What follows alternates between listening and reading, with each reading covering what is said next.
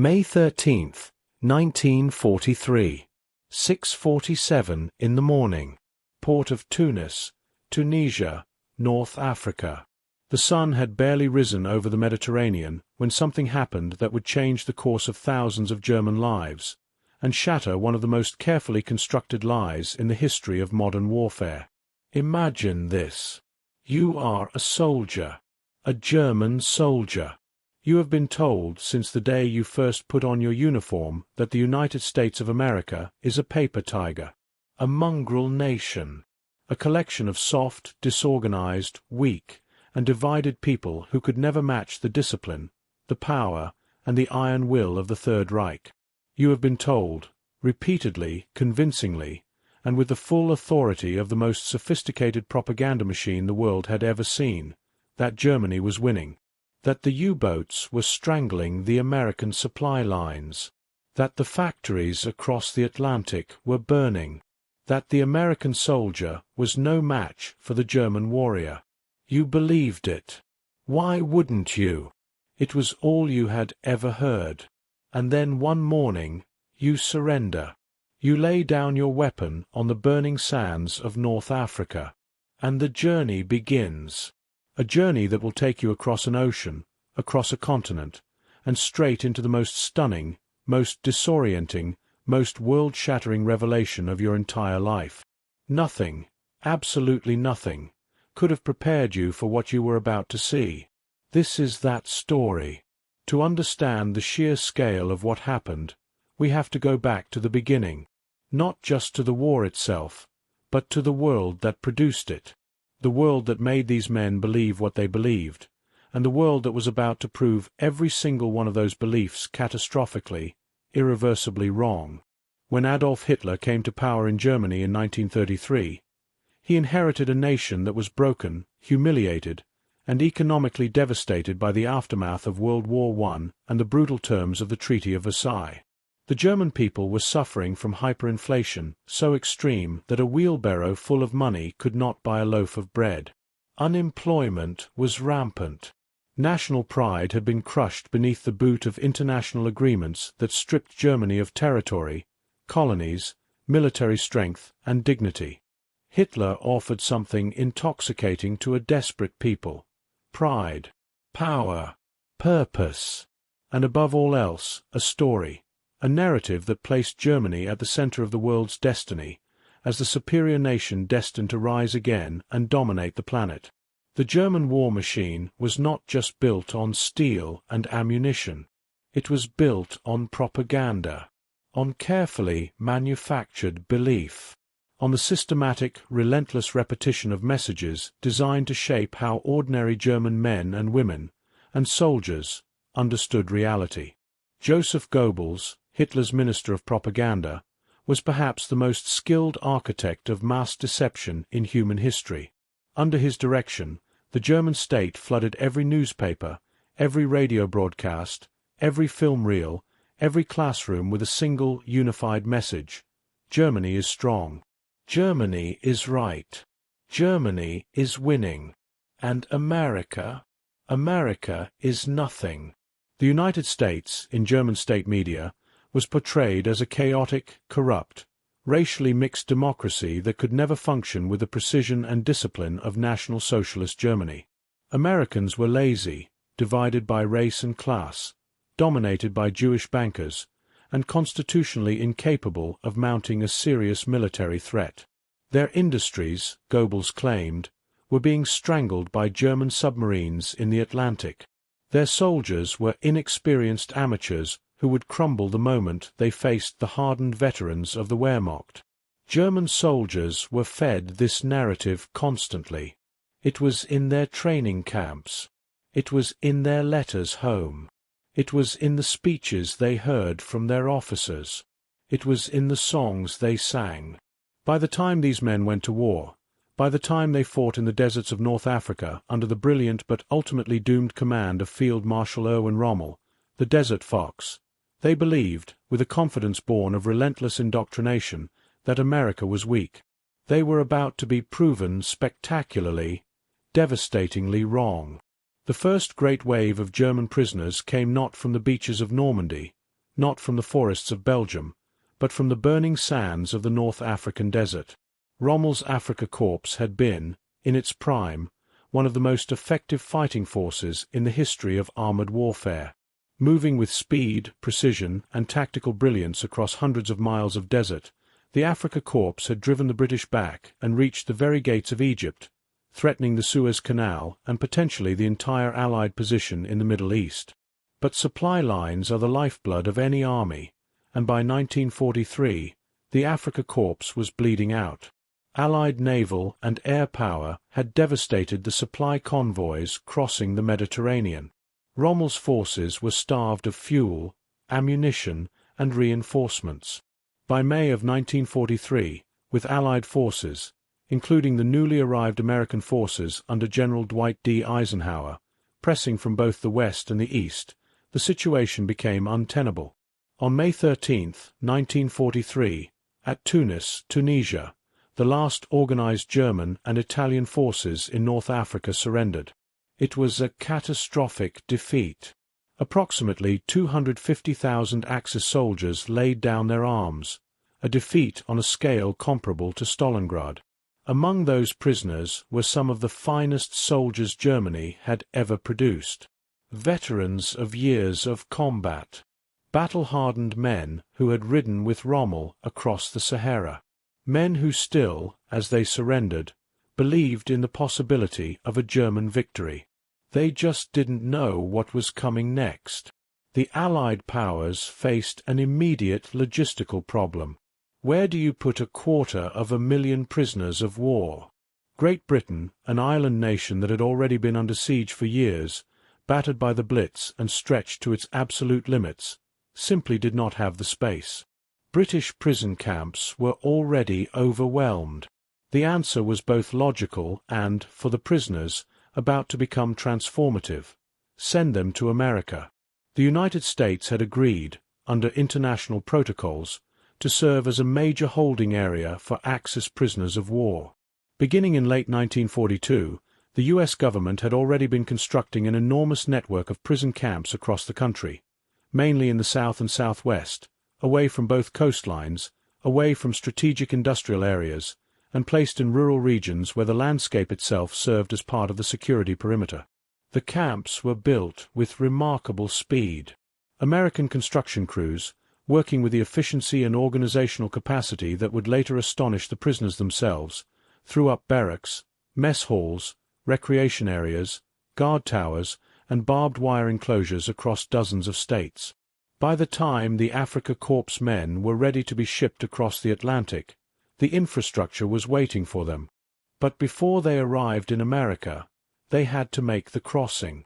And that crossing itself, even before they set foot on American soil, began to crack the carefully constructed worldview these men had carried with them since their training days. The voyage across the Atlantic was made aboard American Liberty ships, the cargo vessels that had become the workhorse of the Allied supply effort. These were the same ships that German propaganda had claimed were being sunk in droves by the U-boat wolf packs prowling the Atlantic. German soldiers had been told that the U-boats were winning the Battle of the Atlantic, that American supply lines were broken, that the Allies were bleeding ships faster than they could build them, and yet here were German prisoners of war, being loaded by the thousands onto these ships. 30,000 prisoners per month, at the peak of the transports, arrived at ports in New York and Virginia. The ships were full. The convoy routes were functioning. The supply lines were not broken. One of the first things German prisoners noticed was the sheer abundance of food aboard these vessels. Even in transit, even as prisoners of war being transported across a hostile ocean, they were fed well. The meals served aboard the ships were substantial and varied, far better than many of the men had eaten as active soldiers in the field. For men who had been fighting in the desert with severely constrained rations, the food alone was a revelation. Something was wrong with the picture they had been painted of a weakened, supply-starved America. There was another irony the prisoners couldn't escape. While they were being transported on these American ships, they faced a very real threat from their own side. German U-boats still prowled the Atlantic, and they could not know that the ships they were attacking might carry German prisoners. Several transport vessels carrying POWs were indeed targeted by German submarines during the war. The German Navy, following orders, attacked ships without knowing, or perhaps without caring, that their own soldiers might be aboard. It was a grim demonstration of the cold calculus of total war. Most ships made it through, and when they finally pulled into the great harbors of America, the port of New York with the skyline of Manhattan rising beyond it, or the ports of Virginia with their massive loading docks and industrial waterfront, the prisoners got their first real glimpse of what they had been told didn't exist. Picture, for a moment, what that first sight of New York must have looked like to a German soldier in 1943. These were men from a country at war, a country where entire city blocks had been leveled by Allied bombing, where food was rationed down to the last gram, where every available resource had been poured into the war machine, where the civilian population lived under constant threat and constant stress. These men had spent years in uniform, in the field, in the desert, under fire. They had lived in a world of scarcity, danger, and destruction. And now, standing at the rail of an American ship, they looked out at New York City. The skyline was intact. Every building was standing.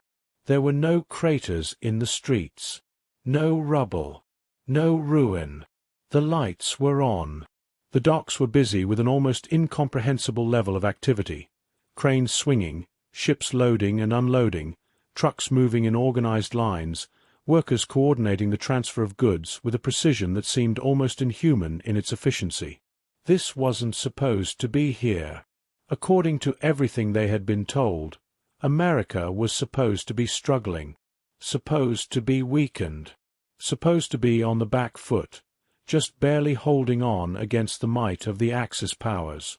What they saw instead was a nation that appeared not just intact, but booming, confident, prosperous, moving with the organized purpose of a country that had not the slightest doubt about its capacity to win the war it was fighting. Some prisoners, so deeply conditioned by years of propaganda, initially refused to believe what their own eyes were telling them. Some insisted that the skyline was a facade, that the Americans had built a fake city along the waterfront to demoralize prisoners and impress them. Some argued that the buildings were empty, that the activity at the docks was staged. It was easier to maintain the propaganda narrative than to confront the devastating possibility that everything they had been told was a lie. But the evidence kept coming, and it was impossible to ignore forever. After processing at the ports, a procedure that was itself notable for its efficiency and organization, the prisoners were loaded onto trains for transport to their assigned camps across the country. And this train ride, this overland journey through the heart of America, would prove to be one of the most psychologically shattering experiences of the entire POW experience. They were not loaded into cattle cars. They were not crowded into open freight wagons, which was the standard experience for German soldiers traveling by rail in the military. Instead, they were placed on Pullman passenger cars, comfortable, upholstered, enclosed rail cars with actual seats. The American military was moving its prisoners of war in more comfort than the German military had routinely transported its own soldiers. The train rides to the prison camps were long. Some camps were located more than 1,000 miles from the ports where the prisoners arrived. Many were 2,000 miles away. The journeys could last for days, and as the trains moved through the American landscape, the prisoners pressed against the windows and watched the country go by, and what they saw stripped away, layer by layer, everything they thought they knew. First, there was the sheer size of the country. German soldiers had been raised in a nation that, in terms of landmass, was a fraction of the United States. Even those who knew, intellectually, that America was a large country had no intuitive sense of what that actually meant until they sat on a train for 3 days and watched the landscape roll by outside the window, mile after mile, hour after hour, state after state, with no end in sight. Some prisoners were convinced that the trains were being deliberately routed in circles, driven back and forth through the same territory repeatedly, to make the country look bigger than it was. The alternative, that this nation was simply this vast, was too difficult to absorb. One German officer, captured at Tunis and transported to a camp in Texas, later recalled that he spent much of the journey trying to calculate, based on the train's speed and direction changes, whether they were genuinely traversing new territory. "I could not reconcile it," he said. "The land just went on and on. There was no end to it. I had not understood what it meant that America was a continent. Then there were the cities. Not just New York, but city after city after city, each one undamaged, each one busy, each one buzzing with activity. Chicago rose from the plains like something from science fiction, a forest of steel and glass towers rising against the sky. Kansas City, Dallas, Los Angeles, Memphis and Atlanta. City after city passed outside the windows, and none of them showed the slightest sign of war damage. None of them showed signs of the material scarcity that had become such an ordinary feature of life in wartime Germany. And it wasn't just the cities. It was the roads. German soldiers, looking out the windows of their Pullman cars, saw highways stretching in every direction, and on those highways they saw something that struck them perhaps more forcefully than anything else. Cars. Hundreds of them. Thousands of them. Private automobiles, owned by ordinary American citizens, moving freely across a network of roads that seemed to go everywhere and nowhere, connecting a country of such vast size that the roads themselves seemed like a miracle of engineering and ambition. In Germany in 1943, the automobile was still largely a luxury of the wealthy and of the military. The average German family did not own a car. The roads were there. Hitler's Autobahn was a point of national pride. But the civilian traffic, the sheer democratic abundance of private car ownership, was nothing like what these men now witnessed rolling past the windows of their train. One prisoner famously turned to a fellow soldier and said, simply, "We cannot win this war." He said it not in despair, but in the flat, affectless tone of a man confronting a mathematical truth. The arithmetic was plain.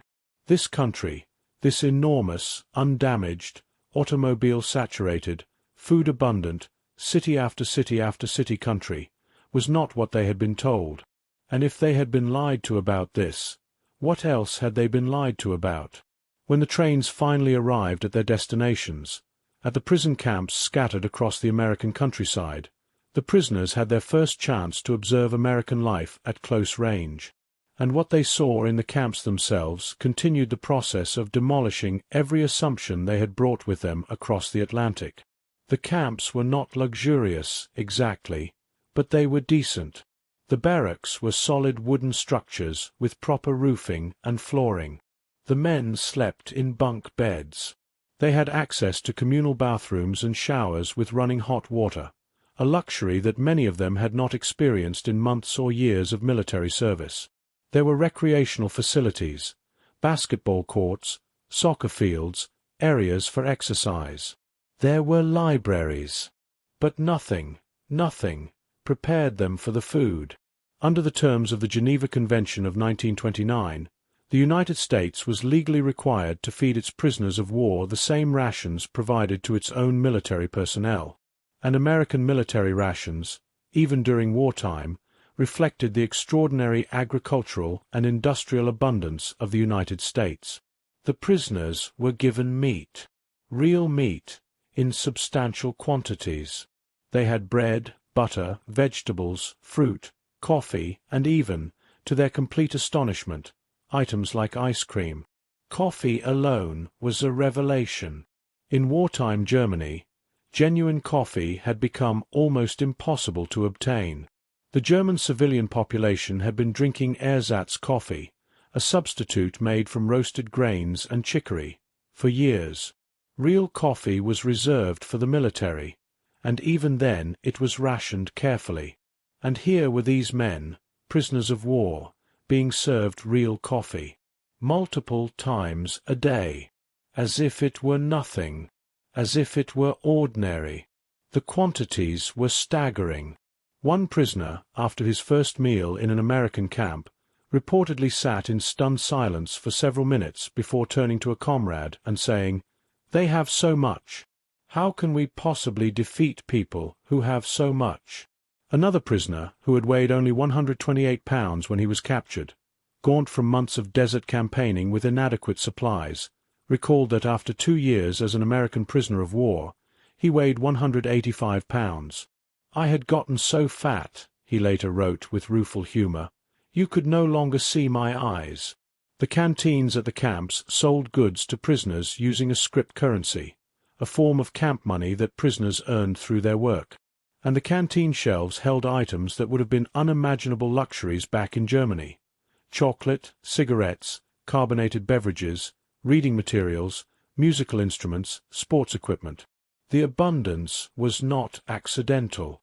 It was a deliberate demonstration, perhaps the most effective demonstration America ever made, of what a free market, industrially advanced democratic society could produce even in the middle of the most destructive war in human history.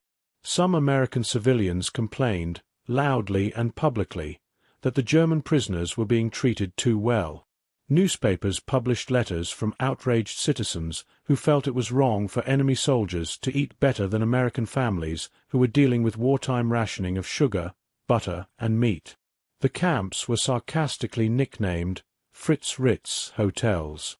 It was a genuine political controversy, and the government had to carefully explain its reasoning, that humane treatment of prisoners was not just morally correct but strategically essential, because the United States wanted Germany to treat American prisoners equally well.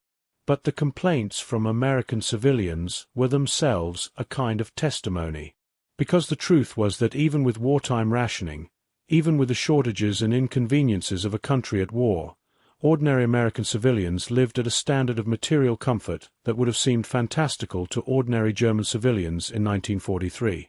The Americans were complaining about their prisoners eating too well.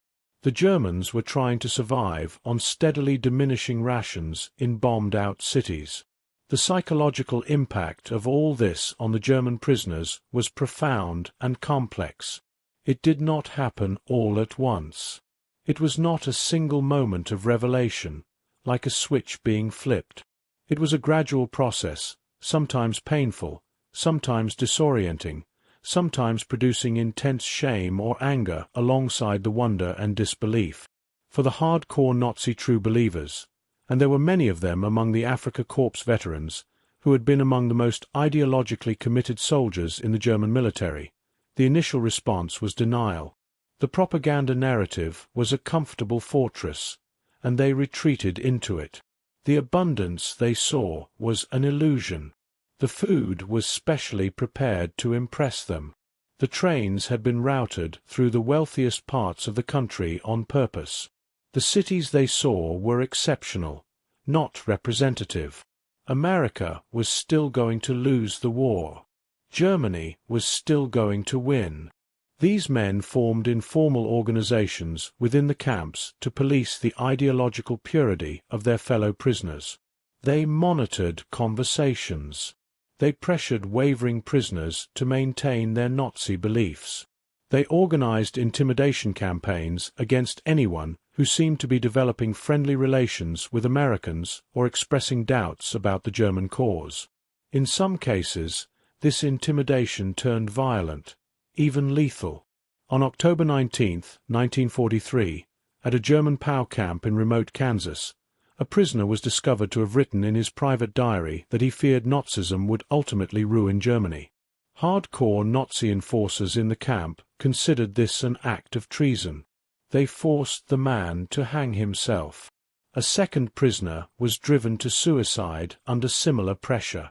At a camp in Oklahoma, a German prisoner was beaten to death after allegedly writing a note to the Americans suggesting bombing targets in Germany. These were not isolated incidents. A secret hierarchy of Nazi true believers operated in camps across the country, maintaining discipline through fear and violence. The American military was slow to recognize the extent of this internal Nazi enforcement network, and many anti-Nazi German prisoners suffered for it before steps were taken to separate the hardcore ideologues from the rest of the population. But even among the committed Nazis, the evidence was difficult to ignore forever. Because the evidence was not abstract. It was everywhere. It was in every meal they ate, every road they saw, every building they passed, every product they could purchase at the canteen. Reality has a way of wearing down even the most determined resistance. For the prisoners who were not ideological fanatics, the ordinary soldiers, the conscripts, the men who had been swept into the Wehrmacht by the draft and by the circumstances of history rather than by burning conviction, the experience in America moved through a different emotional arc. Many of these men had been born in poverty. They had grown up in cramped apartments in German industrial cities, in what they sometimes called cold water flats, tenements with inadequate heating and no hot running water. They had experienced the depression, the economic devastation of the Weimar Republic years, the grinding hardship of working-class German life between the wars. They had joined the army not because they loved Hitler or believed fanatically in National Socialism, but because they had been called up, because it was their duty, because there was no choice. For these men, America was not just a shock. It was a kind of grief. Because what America represented, what it embodied in its roads and cities and food and comfort and the ordinary democratic confidence of its people, was everything their own country had failed to provide. Everything their leadership had told them was impossible without authoritarian power and racial purity and conquest. And here it was, right in front of them, produced not by the iron will of a dictator, but by the free choices of a free people in a free market. Hans Wecker, a former German POW who had grown up in a cold water flat in Germany and been sent to Fort Robinson, Nebraska as a prisoner of war, later returned to the United States after the war. He became a physician. He spent decades in America. And he said, reflecting on his POW experience, the camps were a vast improvement over anything he had known as a civilian in Germany. Not because the camps were luxurious, but because America, even in the middle of a war, even in conditions of significant material constraint, still operated at a level of material abundance and human dignity that dwarfed what ordinary Germans had known.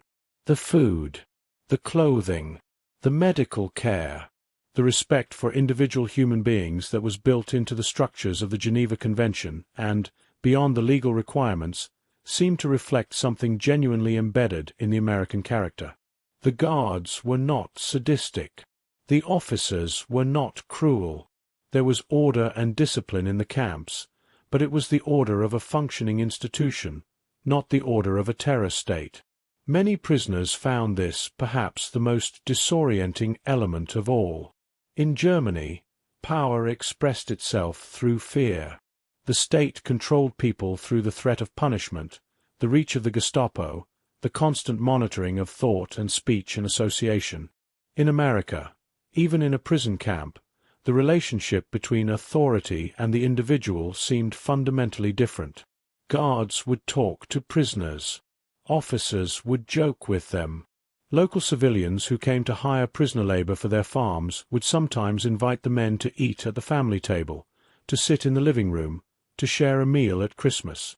When one German prisoner was invited to share Christmas dinner at the home of a South Carolina farming family, sitting at the same table, eating the same food, singing Christmas carols around the same piano, the experience was, he later recalled, almost too much to process.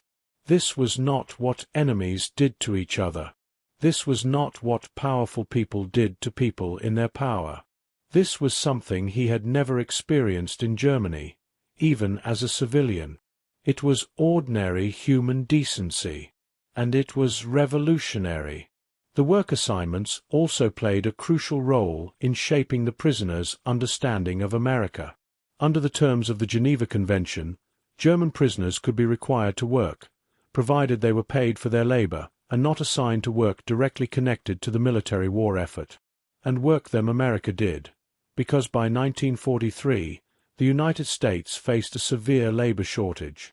Millions of American men had left their agricultural and industrial jobs to serve in the military or to work in the booming defense factories that were paying wages far above what farm and rural labor had traditionally offered.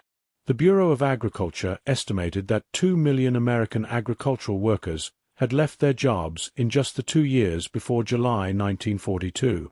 Crops were at risk of rotting in the fields for lack of hands to harvest them. Canneries couldn't find workers. Sugar mills, tobacco operations, timber operations, the entire agricultural and processing sector of the American economy was straining under the labor shortage created by the war. The German prisoners filled that gap. Tens of thousands of them worked on farms across the American South, Midwest, and West, picking cotton in South Carolina, harvesting wheat in Nebraska, working in sugar beet fields in Colorado, cutting timber in the Pacific Northwest, working in canneries and mills and food processing plants across the country. They worked alongside American farmers, American foremen, American women who had themselves taken on new roles in the wartime economy. And in doing this work, they saw something that the train ride had begun to reveal, but that only close-range observation could fully convey: the American agricultural system. The productivity of American farming, even in 1943, with millions of workers gone and the agricultural sector stretched thin, was unlike anything these men had seen in Germany. The fields were vast, hundreds of acres of single crops that stretched to the horizon. The machinery was astonishing. Tractors, combines, irrigation systems, the entire apparatus of mechanized American farming, tools that in Germany were still largely unavailable to ordinary farmers, instruments that represented the application of industrial technology to agriculture at a scale that the German agricultural system had not approached. One prisoner working in the grain fields of Nebraska later wrote home to his family. His letters, of course, subject to military censorship, and tried to describe what he was seeing. He could not fully describe it because he lacked the vocabulary. He had never seen farms like this. In Germany, farming was still a human and animal-powered endeavor, varied and small-scale, constrained by the geography and tradition of a densely settled country. In Nebraska, a single farmer with the right machinery could work acreage that would have required dozens of workers in Germany. And the food that came out of these fields. The prisoners were fed well in the camps, but when they worked on farms, many farmers provided meals directly, and the farm meals were often extraordinary by the standards of anything the prisoners had ever known. Farmhouse kitchens in Nebraska and Kansas and South Carolina turned out quantities of food that were almost offensive in their excess, from the perspective of men who had grown up in a country where food was always precious and sometimes scarce. Meat at every meal, fresh vegetables from the garden, pies and cakes and bread baked from flour that seemed to cost nothing, to come from nowhere, to be simply available in whatever quantities anyone might want. These weren't wealthy families. These were ordinary American farm families, living ordinary American lives in the middle of a wartime economy. And yet, by the standards of the world these men came from, they lived like kings. Beyond the farms and the camps, the prisoners had various opportunities to observe American industrial and commercial life. Some were taken through American cities for processing or medical care. Some could see, from their work sites, the infrastructure of American commerce: the highways, the railroad lines, the power lines, the factories, the warehouses, the gas stations and grain elevators and small towns with their general stores and churches and schools, each one intact and functioning, none of them bombed or shelled or burned. The factories were perhaps the most powerful element of all. The German High Command had known, abstractly, that American industrial capacity was formidable. They had planned around it, tried to account for it in their strategic calculations. But the reality of American industrial production in 1943 was so far beyond what even the most pessimistic German planner had allowed for that it constituted a strategic miscalculation of the first order.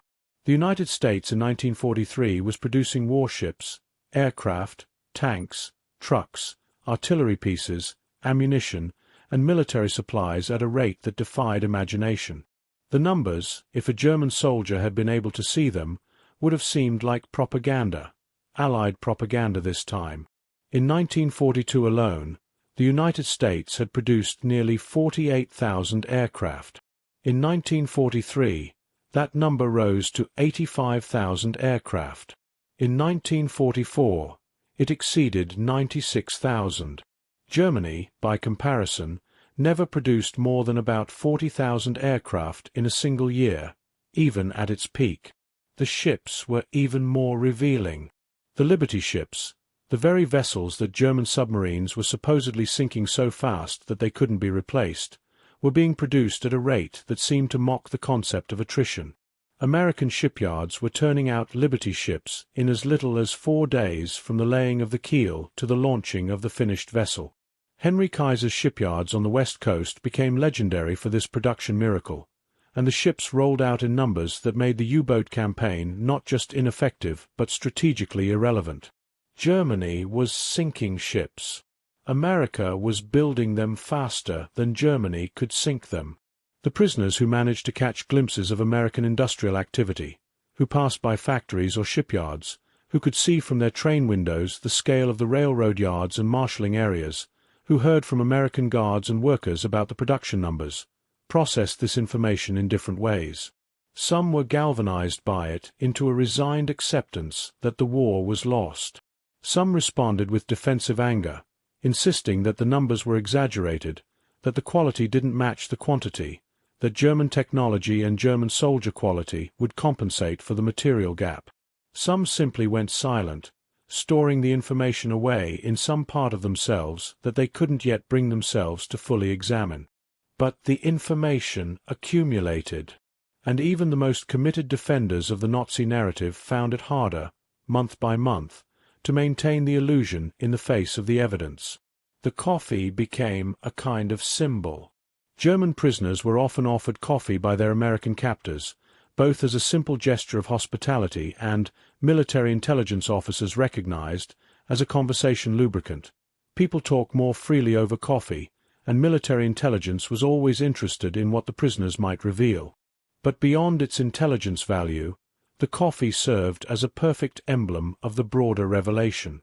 German soldiers had been told, repeatedly and explicitly, that the U-boats had destroyed American shipping so completely that America could no longer import luxury goods.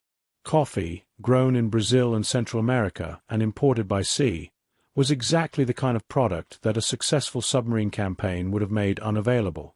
And yet here was this coffee, freely available, offered casually, in quantities that suggested no particular shortage. The prisoners understood the implication. If America could still get coffee, if the supply lines were functioning well enough that this luxury import was available in abundance, then the U-boat campaign had not succeeded. Germany had not cut the Atlantic supply routes. The American logistics system, the vast machinery of American shipping and transport, was functioning. The ships were getting through. The war at sea, which Germany's military leadership had presented as a German victory in the making, was already lost. One military chaplain, Alex Funk, who served at Camp Algona in Iowa, wrote afterward, "We all were positively impressed by what we saw of America, and we were all won over to friendly relations with this country."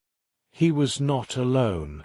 Even among men who had arrived deeply committed to the German cause, the experience of America, not the propaganda version, but the real thing, experienced day by day, meal by meal, mile by mile across the vast continent, produced a fundamental reorientation.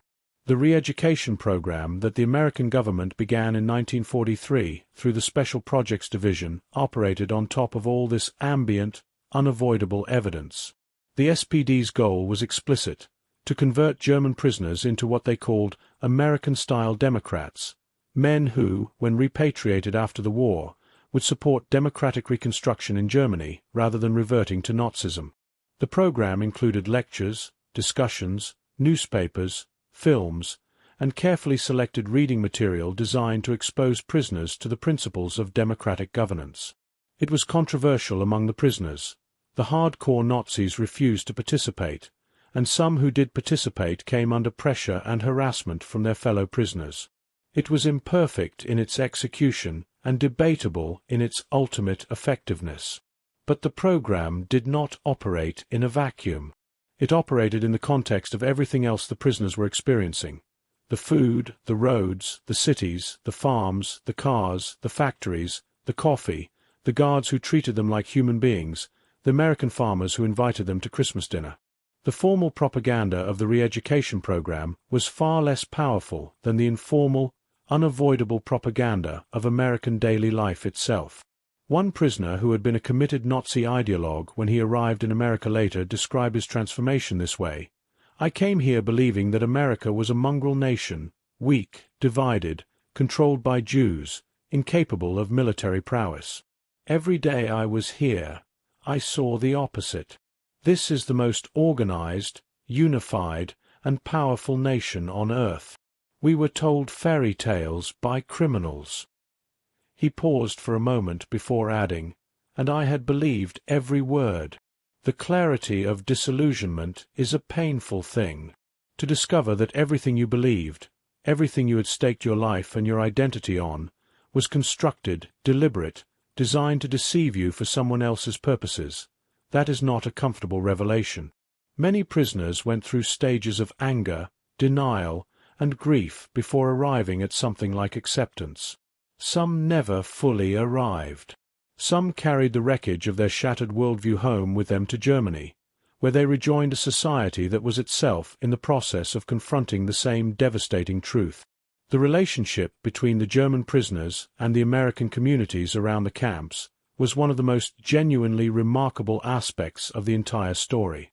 The camps were located in rural areas, and the rural communities of America, the farming towns of Nebraska and Kansas and Colorado and South Carolina, were not sophisticated, cosmopolitan places accustomed to dealing with foreigners.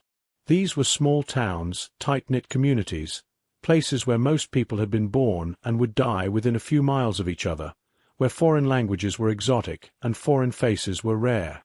And into these communities came hundreds of thousands of German soldiers. Enemy soldiers. The same people whose armies were killing American sons and brothers in the fields of Europe and the islands of the Pacific. The interactions were complex and sometimes contradictory. American women were reportedly attracted to many of the German POWs, who were, after all, young men in their physical prime, often handsome and often well-mannered, and who arrived in communities where young American men had largely disappeared into the military. Fraternization between American civilians and German prisoners was officially prohibited, but it happened constantly, and the prohibition was essentially unenforceable. Some prisoners met the women they would eventually marry while they were behind the wire of POW camps. At least one camp, under particularly relaxed local conditions, actually hosted social receptions where local American girls were invited to meet and interact with German prisoners. The local authorities were sometimes at their wits' end. The Marshal of Eaton, Indiana, Earl Jefferson Sr., reportedly told his family that one of his biggest concerns as he watched hundreds of German prisoners march through town was not security or escape attempts, but how he was going to keep the women of the community away from the POWs. But alongside the social complexity and occasional romantic entanglements, there were also genuine human connections that cut across the lines of war and nationality. Farmers who hired German prison labor found that the men were capable, often skilled, and hard workers. Some developed genuine respect for specific prisoners. When the war was over and the POWs were repatriated, some American families kept in touch with men they had come to know. And in the years after the war, several former prisoners returned to the communities where they had been held, not as prisoners this time, but as immigrants, men who had seen America in the worst possible circumstances and had decided, on the basis of that experience, that it was where they wanted to build their lives. Oscar Wagner, a former prisoner at the Eaton, Indiana camp, returned to the area after the war. He lived there for decades. He was active in the community's annual Kiwanis Christmas tree sales. He died in 2014 at the age of 97, buried in a city-owned cemetery in Delaware County, Indiana. In 2008, when he was 92, he told an interviewer, "I've never felt so grateful as I do now." A man who had arrived in America as an enemy soldier in a prisoner of war camp died as a beloved member of his adopted community, 97 years old, at peace. There is a deeper story embedded in all of this, one that goes beyond the fascinating human details of the prisoner experience and touches on something more fundamental about the nature of the war itself, and about what America represented in the world at that moment. World War II was, at its core, a contest between two fundamentally different visions of what human civilization should look like. On one side, the totalitarian vision, built on racial hierarchy, centralized power, the suppression of individual rights, and the glorification of violence as a tool of national destiny. On the other, the democratic vision, built on individual rights, free markets, the rule of law, and the belief that free people, given the opportunity to work and trade and organize, would produce abundance, not for a master race, but for everyone. The German prisoners who arrived in the United States in 1943, 1944, and 1945 were, in a sense, confronted with the clearest possible demonstration of which vision worked.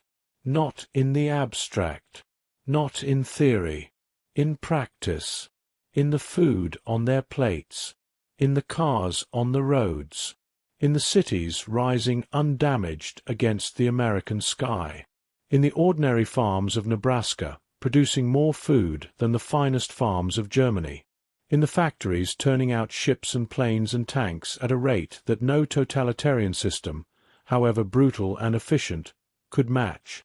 The democratic free market system of the United States, for all its flaws and contradictions, and they were real, and the story of the German POWs is not untouched by them, in an era when those same American streets were segregated and black Americans were fighting for a country that denied them full citizenship, had produced a material abundance and an organizational capacity that no other system on earth could approach. The prisoners saw this. They felt it. They ate it and rode in it and worked alongside it. And for many of them, it changed everything.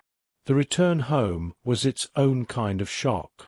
As the war wound down in 1945, and Germany faced final defeat, the process of repatriation began.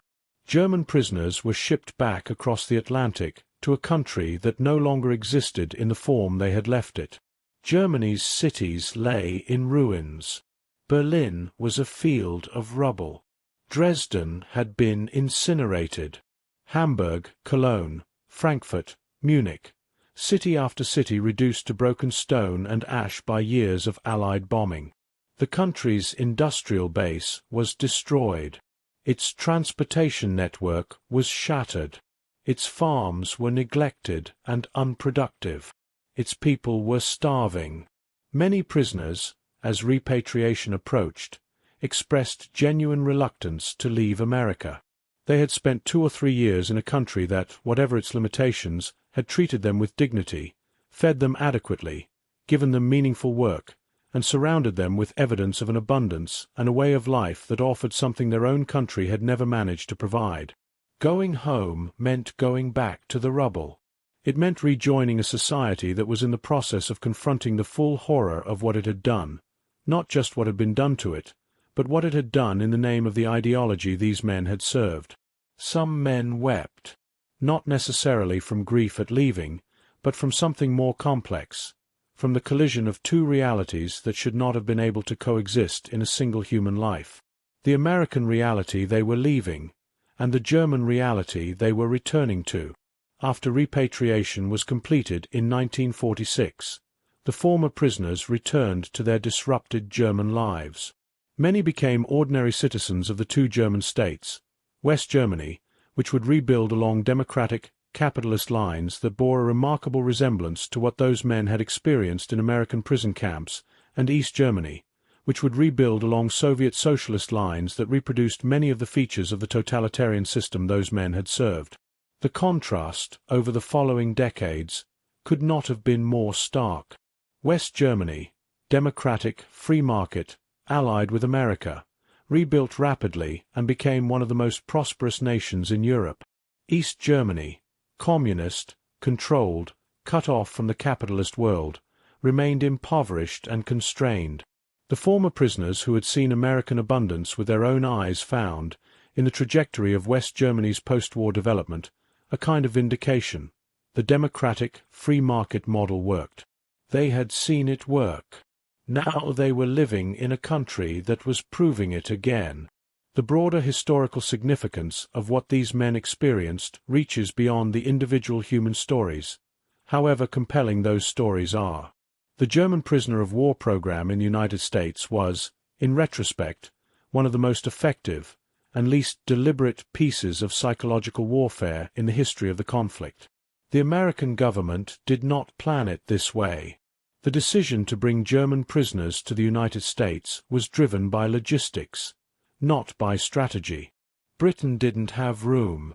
America had space and resources.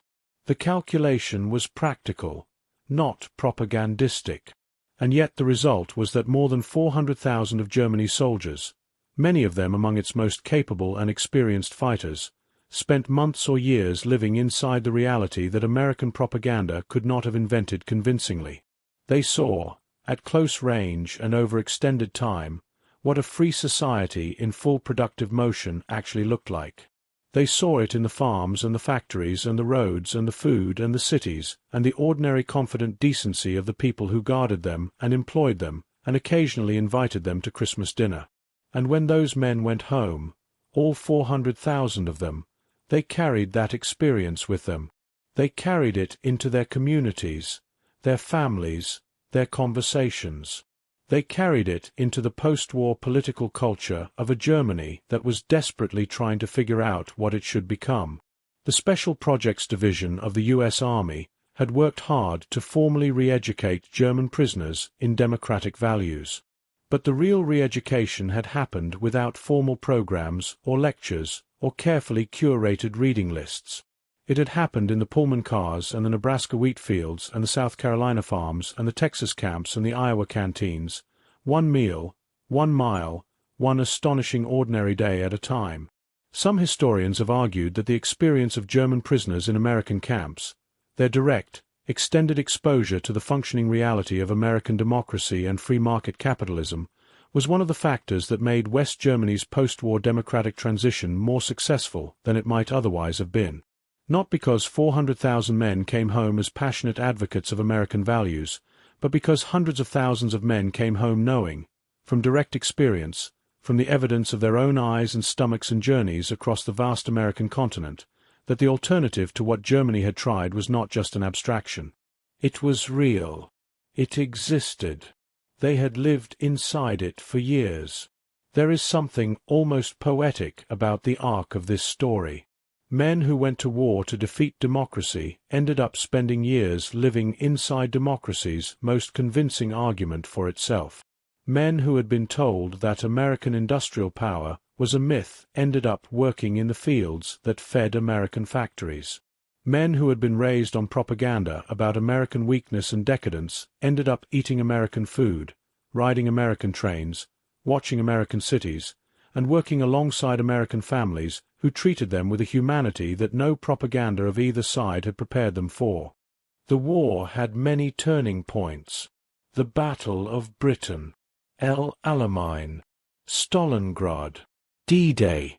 But there is a case to be made, a quiet, unheroic, easily overlooked case, that one of the most consequential battles of World War II was fought not in the fields of France or the steppes of Russia, but in the prison camps of Nebraska and Texas and South Carolina and Colorado, where 400,000 German soldiers spent years being slowly, inexorably, undeniably persuaded by the most powerful argument in the world, the simple, visible, undeniable reality of a free people living free lives in a free country. They couldn't argue with it forever. The food was too good. The roads were too long. The cities were too tall. The cars were too numerous. The coffee was too real. America didn't just win the war on the battlefield. America won it in the minds of the men who came to destroy it and ended up, instead, understanding it. And in some cases, in the cases of men like Oscar Wagner, buried in an Indiana cemetery at 97, grateful for the life he made in the country that once held him prisoner, America won something even more than a war. It won a convert. And then another, and then another, until the evidence was simply too overwhelming, too present, too warm and real and concrete to deny. We were told America was weak. Every day, we saw the opposite. That is the story of the German prisoners of war in America. It is a story about propaganda and truth, about the limits of indoctrination when confronted with reality, about the strange, powerful, ultimately irresistible argument that a functioning free society makes simply by existing. And it is a story about what happens when you take men who have been living inside a lie and set them down, for years at a time, inside the truth. The truth wins. Not always. Not easily. Not without resistance and denial and grief and anger. But in the end, when the evidence is real enough and close enough and persistent enough, when it's in every meal and every mile and every cup of coffee and every undamaged city skyline rolling past the windows of a comfortable American train, the truth wins. Germany lost the war in the deserts of North Africa, on the beaches of Normandy, in the rubble of Stalingrad.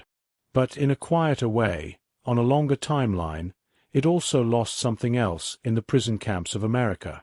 It lost the lie. And without the lie, the world Germany had tried to build was impossible. What replaced it, imperfectly, incompletely, still in progress, was something the prisoners had seen with their own eyes. Something real.